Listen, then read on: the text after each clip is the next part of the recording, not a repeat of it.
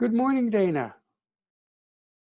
I wanted to talk to you this Hi. morning about um, fear and how it relates to parents in this time when there's so much unknown. So, anything you wanted to say on that? And then perhaps talk a little bit about fear melters and how parents might make use of those. Yeah. I think fear is probably the most relevant topic that there is during this time. Um, I think that whether you're an adult, a child, like whatever age you are, that like wow, we can feel the fear. And my hunch is that people experience it differently. Some people may, feel it coming in like to their ears or kind of like to the side of them in this way. Um, those of us who are in front of a screen all day may feel it kind of coming more like this. Gosh, there's those of us who venture out on an errand, and it's a different experience of passing someone, or all of a sudden Yes. a runner goes by and it's like hold my breath. And then for children that aren't used to getting left behind at home, all of a sudden they can't go to the places that they Right. wanted to go or are used to accompanying an adult, or they may feel left out, or they're being guarded from information, or it's just sort of like everyone goes weird. And so I would say that, like, whoa, all of these forms of fear. Um and like for me, I think the thing that's become most that I've been most curious about is how my body postures may be stimulating more fear in me. Mm, say Um, more. Oh, so when I was first home, now that was 2 months ago. Um, you know, uh, Cat makes me laugh. I'm like, wow, when in time would I've stayed in for 2 months? But my body became sore in different ways. So at first I, mm, had a little bit of fear, like, oh, I hope this isn't the virus. Then I noticed, like, my shoulders burning, kind of a searing in my neck and my head, and my mobility was, and I had that thought, like, oh, this is familiar when I sleep wrong. I was like, that doesn't feel quite right. And so then I realized that I was spending a lot of time kind of like this on the computer. And so I realized that my shoulders being up into my neck and all of that. And I know a lot about fear. I've been studying it through the Hendricks Institute for quite a while. And one of the things that we know about fear is that we contract. mm. And so, oh, like, oh, I'm actually contracting my body, whereas my normal working posture isn't like this. My normal working posture is, more open. So bringing contraction in. And when I contract, and maybe you can try this on and feel this, like when I contract, there's not space for my breath Mm, either. So then I'm holding my breath. And so what we know exactly. about fear is like shortened breath and contraction, like these all elicit physiological fear responses. So like, wow, I'm adding in to fear. And then, I may start telling myself stories that are fear based. So whether those are criticisms, or whether it's like, oh, I had a parent who died young. And so I, basically in the age range I am now. And so this whole looming, like, people are dying, my thoughts become Mm, like, oh, like, will something happen to me too? And so I think fear is showing up in all different ways anyone who's had loss, I think that this just it's so stirring. Mm. Um, and people who tend to feel anxiety or worry, all of these things get amplified right now. And that's happening in our children too.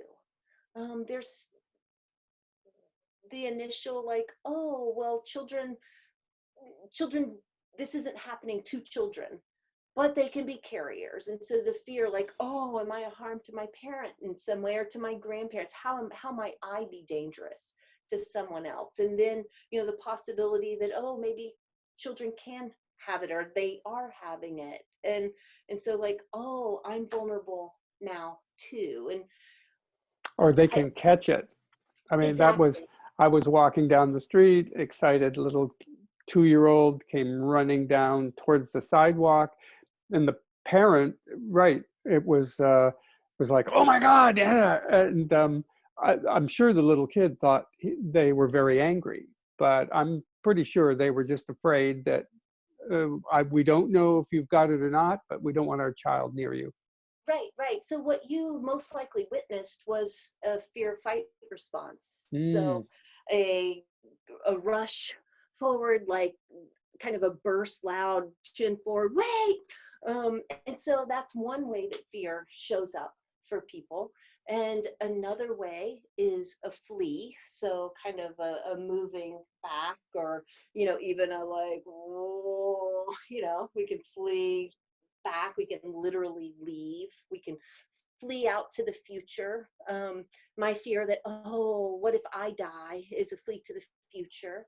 And the fact that, I think about my mom's death, is a flee to the past in Mm. that. So those are fear moves. You, I can experience frequently a deer in the headlights, kind of like, when new information comes out, it's like, ugh. And so that's a fear freeze move, where Mm. my body gets stiff and my eyes kind of get big and I'm frozen. And then what I'm doing right now, like kind of a faint, like, oh, then I go a little foggy, a little fuzzy, like, oh, and my energy pools. So those are all fear responses. And many of us put those together in combination with each other. So we might have an initial, fight, and then freeze and a faint, or some other combination. But all that to say, each individual is having their own fear response, and fear recognizes fear. And so if I feel scared, you look scary. Mm. Um, and so then the odds that you become scared or have a fear response are very high. And so, it's like fear's catching faster than the virus. I don't know if that's really true, but, it's like fear is catching. And so I think that becomes this big question, like, how can we really locate ourselves and come home to ourselves while scared? And Mm. and that's where the fear melters that Gay and Katie Hendricks talk about and teach about. And so, for fight, which, some people literally come out like fight, and a lot of us have some other form. For me, I have a tightening, like in my rib cage, sort of my rib and my hips locked down together, and, and a little torque, my right side comes with. That's my fight. It's subtle in me. Um, and I've learned to recognize it. So, oozing is one way to help kind of just melt that. Um, Physiology studies have shown us that 2 minutes of doing these kind of melting movements is necessary for the adrenaline reuptake cycles. And so, if Mm. you move your body in a oozing kind of way, 2 minutes, then you will shift in your sense of being back to your own sense of resourcefulness. Mm. Um, And then there are other, you can sumo, which if you're a fleer, kind of grounding yourself through your feet and legs and rear end up through, and kind of like a sumo wrestler, but really just sturdying and stabilizing yourself. And then wiggling for a freeze move. You're frozen, and if you usually you may want to try freezing, and then try wiggle your fingers, wiggle your toes, and eventually you can begin wiggling and loosening. That one feels really good to me. I notice my voice joins in. Hmm. And then the last one is a reach and gather. So, or a love scoop. For me, when I go faint, foggy, then if it's around information, I often think of it as a reach and gather, like, oh, I'm gathering this information. And if my fear's more around, like some I feel humiliated, or some kind of more emotional thing, then a love scoop. I like, feels like, just really gathering love and bringing it in to myself, and again, making contact. So it almost feels like I'm hugging Hmm. myself with my contact.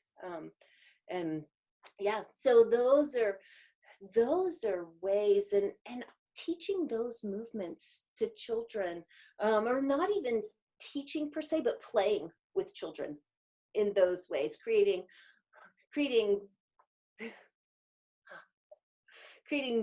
movement, creating dances where you're wiggling and oozing, and all kinds of things that we many of us with the Hendricks Institute, I don't know if it was a year or more ago, we committed to doing 2 minutes of fear melters Hmm. each morning when we woke up, and then again in the evening. And what I learned from that experience was that the value of doing fear melters throughout the day was huge. That I actually didn't have to wait until I experienced fear in my body to begin melting, but that if I stayed in some kind of melting motion throughout the day, then I actually scared myself less throughout the Hmm. day. And when I did experience fear, I was able to return more quickly to myself. I didn't kind of go so far down the path. Hmm. Well, thank you for this. Totally worthwhile. Covered everything I was looking for. And I can see, right, if parents were to practice these, there wouldn't be the passing on of fear to their children, because that's right. If your parents are afraid, it's quite likely your children will be experiencing fear.